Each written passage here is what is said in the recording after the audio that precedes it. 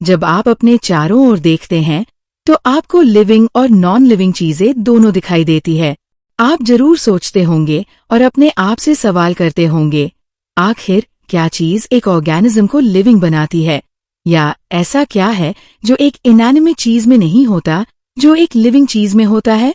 इसका जवाब है सभी लिविंग ऑर्गेनिजम्स में एक basic unit of life cell का प्रेजेंट होना। सभी ऑर्गेनिजम्स सेल से बने होते हैं। कुछ ऑर्गेनिजम्स एक सिंगल सेल से बने होते हैं और उन्हें यूनिसेल्युलर ऑर्गेनिजम्स कहा जाता है, जबकि कुछ, जैसे हम, कई सेल से बने होते हैं और उन्हें मल्टीसेल्युलर ऑर्गेनिजम्स कहा जाता है। What is a cell? Unicellular organisms में दो खासियत होती है। फर्स्ट, ये इंडिपेंडेंट एग्जिस्टेंस रखते हैं, यानी ये अकेले बिना किसी दूसरे ऑर्गेनिज्म के सर्वाइव कर सकते हैं। और सेकंड, ये एसेंशियल फंक्शंस ऑफ लाइफ भी कर सकते हैं। अब देखो, अगर कंप्लीट सेल प्रेजेंट नहीं है तो उससे इंडिपेंडेंट लिविंग पॉसिबल नहीं होती। इसलिए सेल को सभी लिविंग ऑर्गेनिजम्स की बेसिक स्ट्रक्चरल और फंक्शनल यूनिट कहा जाता है। एंटोनी वॉन लीवनहोक ने सबसे पहले एक लाइव सेल देखा और उसे डिस्क्राइब किया। बाद में रॉबर्ट ब्राउन ने न्यूक्लियस डिस्कवर किया, माइक्रोस्कोप का इन्वेंशन, और फिर उसमें इम्प्रूवमेंट हुआ जिससे इलेक्ट्रॉन माइक्रोस्कोप बना, और इसी ने सेल की सारी स्ट्रक्चरल डिटेल्स को क्लियरली रिवील कर दिया। Cell theory. ईयर 1838 में मैथायस श्लेडेन, जो कि एक जर्मन बॉटेनिस्ट थे, उन्होंने बहुत सारे प्लांट्स को एग्जामिन किया और देखा कि सभी प्लांट्स अलग अलग तरह के सेल से बने होते हैं जो मिलकर प्लांट के टिश्यूज बनाते हैं। लगभग उसी समय थियोडोर श्वान 1839, जो कि एक जर्मन जूलॉजिस्ट थे, उन्होंने अलग अलग तरह के एनिमल सेल्स को स्टडी किया और बताया कि सेल्स के बाहर एक थिन आउटर लेयर होती है जिसे आज हम प्लाज्मा मेम्ब्रेन कहते हैं। उन्होंने प्लांट टिश्यूज पर अपनी स्टडीज के बेसिस पर ये भी कंक्लूड किया कि सेल वॉल की प्रेजेंस प्लांट सेल्स का एक यूनिक कैरेक्टर होता है। इन्हीं ऑब्जर्वेशंस के बेसिस पर श्वान ने ये हाइपोथेसिस प्रपोज की कि एनिमल्स और प्लांट्स की बॉडीज सेल्स और उनके प्रोडक्ट से बनी होती है। श्लेडेन और श्वान ने मिलकर सेल थ्योरी को फॉर्म्युलेट किया, लेकिन इस थ्योरी ने ये क्लियरली एक्सप्लेन नहीं किया कि नए सेल्स कैसे बनते हैं। फिर रूडोल्फ वर्चो 1855 ने सबसे पहले बताया कि सेल्स डिवाइड होती हैं और नए सेल्स प्री एग्जिस्टिंग सेल से बनती हैं, ओमनीस सेल्युलाई सेल्युला।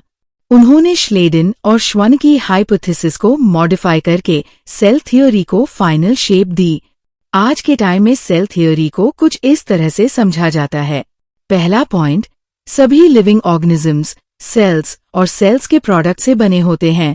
दूसरा पॉइंट, सभी सेल्स प्री एग्जिस्टिंग सेल से ही बनती है। An overview of cell. देखिए, आपने पहले भी माइक्रोस्कोप के नीचे अनियन पील या ह्यूमन चीक सेल्स को देखा होगा। चलिए अब उनके स्ट्रक्चर को रिकलेक्ट करते हैं।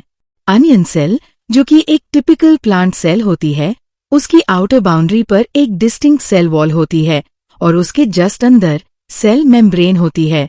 ह्यूमन चीक की सेल्स की आउटर मेम्ब्रेन ही सेल का डेलिमिटिंग स्ट्रक्चर होती है। डेलिमिटिंग स्ट्रक्चर ह्यूमन चीक सेल की आउटर मेम्ब्रेन को रेफर करता है, जो एक बाउंड्री और लिमिट की तरह काम करती है, जिससे सेल के अंदर का पार्ट बाहर के एनवायरनमेंट से अलग रहता है।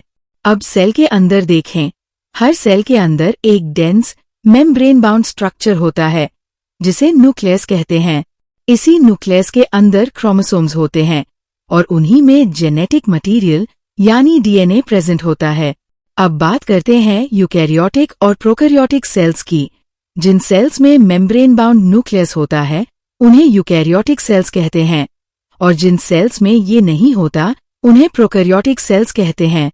चाहे प्रोकैरियोटिक सेल हो या यूकैरियोटिक सेल, दोनों में एक सेमी फ्लूइड मैट्रिक्स होता है जिसे साइटोप्लाज्म कहते हैं, जो पूरे सेल के अंदर भरा होता है। साइटोप्लाज्म ही प्लांट और एनिमल सेल्स दोनों का main arena of cellular activities होता है। इसी में अलग अलग केमिकल रिएक्शंस होते रहते हैं जिससे सेल लिविंग स्टेट में बनी रहती है। न्यूक्लियस के अलावा यूकैरियोटिक सेल्स में और भी मेम्ब्रेन बाउंड अलग अलग स्ट्रक्चर्स होते हैं जिन्हें ऑर्गेनल्स कहते हैं, जैसे कि endoplasmic reticulum, ER, Golgi complex, lysosomes, mitochondria, microbodies और वैक्यूल्स। वहीं प्रोकैरियोटिक सेल्स में ऐसे मेम्ब्रेन बाउंड ऑर्गेनल्स नहीं होते। आपने पढ़ा होगा कि ribosomes non membrane bound organelles होते हैं, जो सभी सेल्स में पाए जाते हैं, चाहे वो यूकैरियोटिक हो या प्रोकैरियोटिक। सेल के अंदर राइबोसोम्स सिर्फ साइटोप्लाज्म में ही नहीं, बल्कि 2 ऑर्गेनल्स, क्लोरोप्लास्ट्स, प्लांट्स में और माइटोकॉन्ड्रिया में भी पाए जाते हैं। साथ ही रफ ER पर भी होते हैं। आपने ये भी जाना होगा कि एनिमल सेल्स में एक और नॉन मेम्ब्रेन बाउंड ऑर्गेनल होता है, जिसे सेंट्रोसोम कहते हैं। ये सेल डिवीजन में हेल्प करता है। सेल्स साइज, शेप और एक्टिविटीज में डिफरेंस शो करती है। जैसे कि माइकोप्लास्मास, जो सबसे छोटी सेल्स होती हैं, उनकी लंबाई सिर्फ 0.3 माइक्रोमीटर्स या माइक्रोन होती है। PPLO का साइज करीब 0.1 माइक्रोमीटर्स होता है। बैक्टीरिया की लंबाई 3 से 5 माइक्रोमीटर्स हो सकती है, लेकिन बैक्टीरिया का टिपिकल साइज 1 से 2 माइक्रोमीटर्स तक होता है। एक टिपिकल यूकैरियोटिक सेल 10 से 20 माइक्रोमीटर्स तक होती है। वायरसेस का साइज 0.02 से 0.2 माइक्रोमीटर्स तक होता है। सबसे बड़ी आइसोलेटेड सिंगल सेल ऑस्ट्रिच का एग होता है। मल्टीसेल्युलर ऑर्गेनिजम्स की बात करें तो ह्यूमन रेड ब्लड सेल्स का डायामीटर लगभग 7 माइक्रोमीटर्स या माइक्रोन होता है। नर्व सेल्स सबसे लंबे सेल्स में गिनी जाती है। सेल्स की शेप भी अलग अलग होती है, जैसे disc like, polygonal, columnar, cuboid, thread like या फिर इरेगुलर। सेल की शेप उसके फंक्शन पर डिपेंड करती है। Prokaryotic cells. प्रोकैरियोटिक सेल्स को bacteria, blue green algae, mycoplasma और PPLO, प्लूरोनिमोनिया लाइक ऑर्गेनिजम्स में पाई जाती है। ये सेल्स आमतौर पर छोटी होती है और यूकैरियोटिक सेल्स की तुलना में तेजी से मल्टीप्लाई करती है। इनका शेप और साइज भी अलग अलग हो सकता है। बैक्टीरिया के 4 बेसिक शेप्स होते हैं: bacillus, rod like, coccus, spherical, vibrio, comma shaped और स्पिरुलम, स्पाइरल। भले ही प्रोकैरियोट्स शेप्स और फंक्शंस में काफी वैरायटी शो करते हैं, फिर भी प्रोकैरियोटिक सेल्स का ऑर्गेनाइजेशन फंडामेंटली एक जैसा ही होता है। सिर्फ माइकोप्लाज्मा को छोड़कर सभी प्रोकैरियोट्स में सेल मेम्ब्रेन के चारों ओर सेल वॉल होती है। एक सेमीफ्लूइड मैट्रिक्स जो सेल को फिल करता है, उसे साइटोप्लाज्म कहते हैं। बैक्टीरिया में कोई वेल डिफाइंड न्यूक्लियस नहीं होता। जेनेटिक मटेरियल बेसिक रूप से नेकेड होता है, यानी न्यूक्लियर मेम्ब्रेन से घिरा हुआ नहीं होता। जेनेमिक DNA, जो डबल स्ट्रैंडेड DNA का सिंगल सर्कुलर मॉलिक्यूल होता है, एक क्रोमोसोम को शो करता है। इसके अलावा कई बैक्टीरिया में जेनेमिक DNA के अलावा भी बहुत सारे छोटे छोटे circular double stranded DNA molecules पाए जाते हैं। इन्हें प्लास्मिड्स कहते हैं। किसी बैक्टीरिया में प्लास्मिड DNA की प्रेजेंस ऐसे बैक्टीरिया को कुछ यूनिक फिनोटाइपिक कैरेक्टर्स देती है। ऐसा ही एक कैरेक्टर है एंटीबायोटिक्स के खिलाफ रेजिस्टेंस। यही प्लास्मिड DNA बैक्टीरियल ट्रांसफॉर्मेशन को मॉनिटर करने के लिए फॉरेन DNA के साथ इस्तेमाल किया जाता है। न्यूक्लियर मेम्ब्रेन यूकैरियोट्स में पाई जाती है। सिवाय राइबोसोम्स के कोई भी ऐसा ऑर्गेनल जैसे कि यूकैरियोट्स में होते हैं, प्रोकैरियोटिक सेल्स में नहीं पाए जाते। प्रोकैरियोट्स में इंक्लूजन्स के रूप में कुछ यूनिक चीजें होती है। सेल मेम्ब्रेन का एक स्पेशलाइज्ड डिफरेंशिएटेड फॉर्म, जिसे मेसोसोम कहते हैं, प्रोकैरियोट्स का कैरेक्टरिस्टिक होता है। ये असल में सेल मेम्ब्रेन की इनफोल्डिंग्स होती है। सेल एनवलोप और इसके मॉडिफिकेशंस। ज्यादातर प्रोकैरियोटिक सेल्स, खासकर बैक्टीरियल सेल्स में, एक केमिकली कॉम्प्लेक्स सेल एनवलोप होता है। सेल एनवलोप एक टाइटली बाउंड 3 लेयर्ड स्ट्रक्चर से बना होता है, यानी आउटरमोस्ट ग्लाइकोकालिक्स, उसके बाद सेल वॉल और फिर प्लाज्मा मेम्ब्रेन। भले ही एनवलोप की हर लेयर का अलग अलग फंक्शन होता है, लेकिन ये मिलकर एक सिंगल प्रोटेक्टिव यूनिट की तरह काम करती है। बैक्टीरिया को उनके सेल एनवलोप्स के डिफरेंसेस और ग्राम स्टेनिंग प्रोसीजर के प्रति उनकी रिस्पॉन्स के आधार पर 2 ग्रुप्स में क्लासिफाई किया जा सकता है। वो बैक्टीरिया जो ग्राम स्टेन को अपटेक कर लेते हैं उन्हें ग्राम पॉजिटिव कहा जाता है, और जो ग्राम स्टेन को अपटेक नहीं करते उन्हें ग्राम नेगेटिव बैक्टीरिया कहा जाता है। ग्लाइकोकैलिक्स का कॉम्पोजिशन और थिकनेस अलग अलग बैक्टीरिया में अलग अलग होता है। कुछ में यह एक लूज शीट की तरह होता है जिसे स्लाइम लेयर कहते हैं, जबकि कुछ में ये थिक और टफ होता है जिसे कैप्सूल कहा जाता है। सेल वॉल सेल की शेप को डिटरमाइन करती है और स्ट्रॉन्ग स्ट्रक्चरल सपोर्ट देती है, जिससे बैक्टीरियम के बर्स्ट या कोलैप्स होने से बचाया जा सके। Plasma membrane selectively permeable nature की होती है और आउटसाइड वर्ल्ड के साथ इंटरैक्ट करती है। ये मेम्ब्रेन स्ट्रक्चर में यूकैरियोट्स की तरह ही होती है। मेसोसोम्स स्पेशल मेम्ब्रेनस स्ट्रक्चर्स होते हैं जो प्लाज्मा मेम्ब्रेन के एक्सटेंशन से बनते हैं। ये एक्सटेंशंस सेल के अंदर यानी साइटोप्लाज्म की ओर होते हैं। ये एक्सटेंशंस वेसिकल्स, ट्यूब्यूल्स और लैमेले के फॉर्म में हो सकते हैं।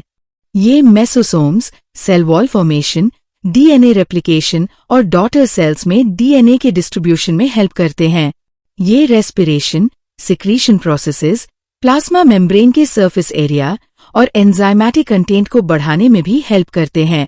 कुछ प्रोकैरियोट्स जैसे साइनोबैक्टीरिया में साइटोप्लाज्म के अंदर कुछ और भी मेम्ब्रेनस एक्सटेंशंस पाए जाते हैं, जिन्हें क्रोमैटोफोर्स कहा जाता है, और इनमें पिगमेंट होते हैं।